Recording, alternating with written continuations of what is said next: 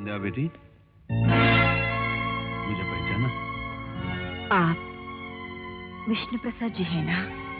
हाँ बेटी। बरसों बाद में आपको मिली भी, तो किस हाल में? कोई बात नहीं बेटी, देखो तुम्हारा मुकदमा लड़ने के लिए मैं इन वकील साहब को लाया हूँ। नहीं पुजारी जी, मेरी तरफ से मुकदमा लड़ने की कोई जरूरत नहीं है। ये तुम क्या कह रही हो बेटी? मैं ठीक कह रही हूँ पुजारी जी, अब मैं जिंदा नहीं रहना चाहती हूँ, बस थक गई हूँ। जिंदगी की दीवार को फलांग कर मैं अपने माँ बाप के पास जाना चाहती हूँ। देखिए संध्या जी, आप जीना चाहती हैं या नहीं, इसका फैसला ना हम कर सकते हैं ना आप कर सकती हैं। इसका फैसला तो अदालत करेगी। आपको साइकियाट्रिस्ट के पास एग्जामिन करवाने के लिए मैंने सारे इंतजाम करवा दिए हैं। आप जरा इस पेपर पर दस्तखत कर दीजिए। दस्तखत कर दो बेटी। बेटी, ये दस्तखत तुम सिर्फ अपने जिंदा रहने के लिए नहीं, बल्कि न्याय को जिंदा रखने के लिए करोगी। कर दो दस्तखत बेटी।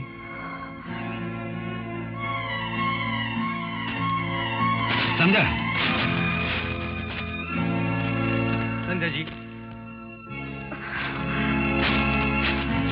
मेरे गुरु ने कहा था कि गुस्सा करना अच्छी बात है, इससे मन का मवाद निकल जाता है। मैं ये फैसला करके आया था कि आपको साइकियाट्रिस्ट के पास जरूर लेकर जाऊंगा, इसलिए मैं अपने साथ इतने सारे कागजात लेकर आया था। देखिए, लीजिए। संध्या बेटी, दस्तखत कर दो। दस्तखत कर दो बेटी। संध्या जी, मैं आपसे ये वादा तो नहीं करता हूं कि मैं आपकी जान बचा ही लूंगा, लेकिन इतना वादा जरूर करता हूं कि आपके खूनी बनने का जो कारण है, वो कारण सारी दुनिया को बताकर रहूंगा।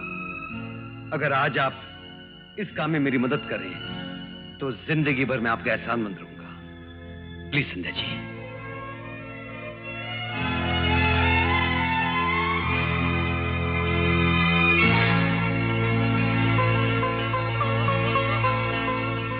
Thank you. इंस्पेक्टर, ये रहे कोर्ट के ऑर्डर्स। मुझे सोमनाथ फैमिली की केस की फाइलें वेरिफिकेशन के लिए चाहिए। इंस्पेक्टर खन्ना। सर। सोमनाथ के केस की फाइल लाइए। Okay sir.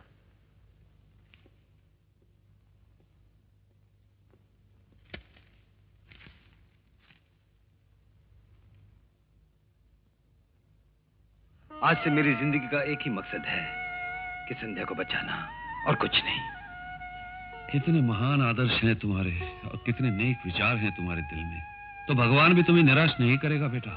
तुम्हारी धर्मपत्नी से तुम्हें जरूर मिलाएगा, यही मेरा आशीर्वाद है। अच्छा, तो सोमनाथ जी का पूरा परिवार इस मकान में रहता था? हाँ बेटे।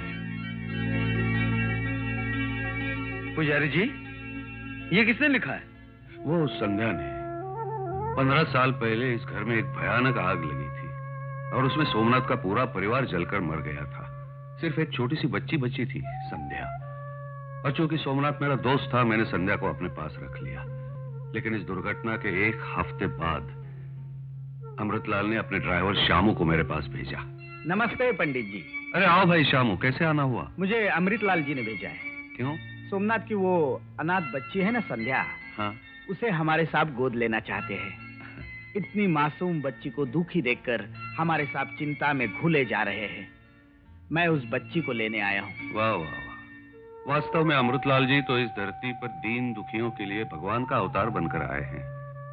दूसरों के लिए कितनी दया है उनके दिल में। बेटी संध्या। संध्या, क्या कर रही हो संध्या? 7 साल की छोटी सी बच्ची के दिल में न जाने क्या था। मैंने उसको पूछा भी, लेकिन उसने जवाब तक नहीं दिया। तो मैंने सोचा इस हालत में इस छोटी सी बच्ची को अमृतलाल के पास भेजना नसीब नहीं है, इसलिए मैंने वापस जाके श्यामू को किसी भी तरह कुछ बहाना बनाकर वापस भेज दिया। कुछ दिनों बाद संध्या और उसे अपने साथ जलगांव ले गई। जी। Hello doctor. हेलो विजय। आइए। इन्हें बैठिए। मेडिकल एग्जामिनेशन के लिए लाया हूँ। डिटेल्स फाइल में है।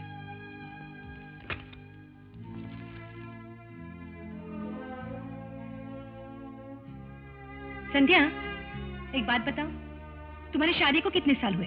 4 साल। तुम्हारे पति तुमसे प्यार करते हैं? बहुत। इन 4 सालों में तुम्हारे पति कभी तुमसे नाराज हुए? नहीं। हाँ, कभी कभी गुस्से से डांट दिया करते थे। एक तरफ से उस गुस्से का कारण मैं ही हुआ करती थी। संध्या, तुम्हारे पति के पास ऐसी कौन सी चीज थी जो तुम्हें बहुत पसंद थी? उनकी रिवॉल्वर। रिवॉल्वर? हाँ, क्योंकि मैं उसी रिवॉल्वर से अपने भयानक सपनों को तोड़कर चकनाचूर कर देना चाहती थी। कैसे भयानक सपने? तुम्हें कुछ याद है? सब याद है। नींद में देखे हुए सपने जागने के बाद अक्सर याद नहीं रहते हैं, लेकिन मैंने वो सपने सोते हुए नहीं, जागते हुए भी देखे हैं। वो खौफनाक सपने अक्सर मेरा पीछा करते रहते थे। उन सपनों में तुम्हें कौन दिखाई देता था? मेरी माँ और एक जलील इंसान। कौन था वो जलील इंसान? अमृतलाल। थोड़ा तफसील से बताओगे? अमृतलाल की मौत के साथ साथ पुराने जख्मों पर मरहम लग गया है। फिर उस दास्तान को छेड़कर जख्मों को ताजा मत कीजिए। ओह, आई एम सॉरी। कोई बात नहीं। तुम्हारे सपनों में आने वाली माँ क्या अब भी तुम्हें अच्छी लगती है? हाँ, मेरी माँ मुझे जान से ज्यादा प्यारी लगती है। मेरा बचपन मुझे ऐसे याद है जैसे कल की बात हो। वो मुझे गोद में लिटाकर गौतम बुद्ध की कहानी सुनाती थी, महात्मा गांधी और तमाम आदर्श वालों की कहानियां सुनाया करती थी।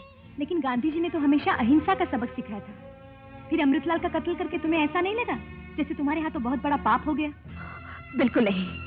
अमृतलाल भी तो गांधी टोपी पहनता था। क्या उसने हिंसा नहीं की? क्या उसने मेरी माँ की जान नहीं ली? हाँ, very good. Okay Vijay, you can take her. Thank you doctor.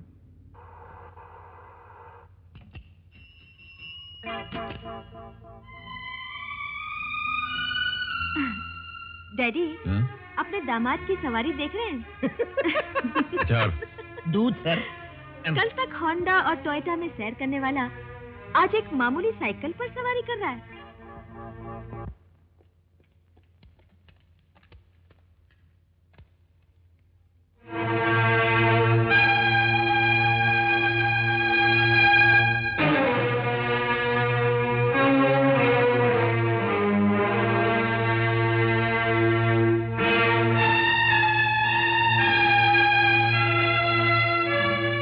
कोई वकील है? योर ऑनर, मुल्जिमा की तरफ से मैं वकालत करूंगा। मिस्टर विजय, मुल्जिमा संध्या ने मशहूर नेता अमृतलाल का खून किया है और पुलिस स्टेशन में जाकर अपने जुर्म का इकबाल करते हुए अपने आप को गिरफ्तार करवाया है। ये जानते हैं आप? जी बिल्कुल जानता हूं योर ऑनर। मैं अदालत को वो सच्चाई बता देना चाहता हूं जिसके तहत संध्या ने कत्ल किया, और मुझे पूरा विश्वास है कि उसके बाद कानून की नजरों में इसके लिए हमदर्दी पैदा हो जाएगी, और इसीलिए मैंने यह केस टेकअप किया है। All right, public prosecutor please proceed. Your honour, मेरा पहला गवाह है इंस्पेक्टर ईश्वरलाल।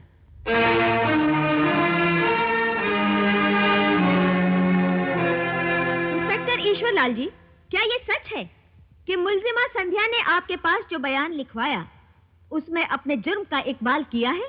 जी हाँ, ये खुद पुलिस स्टेशन आई थी और जिस रिवॉल्वर से इन्होंने अमृतलाल जी का खून किया था वो रिवॉल्वर मेरे हवाले किया और इकबाल जुर्म करते हुए अपना बयान लिखाया।